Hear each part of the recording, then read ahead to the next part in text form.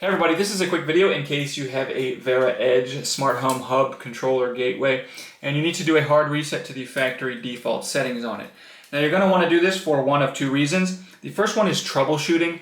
If this device is not connecting to the internet or something like that, or if it's not pairing or syncing with your devices, or if for whatever reason it's not working in any kind of way, and you need to do a hard reset can fix a lot of these issues.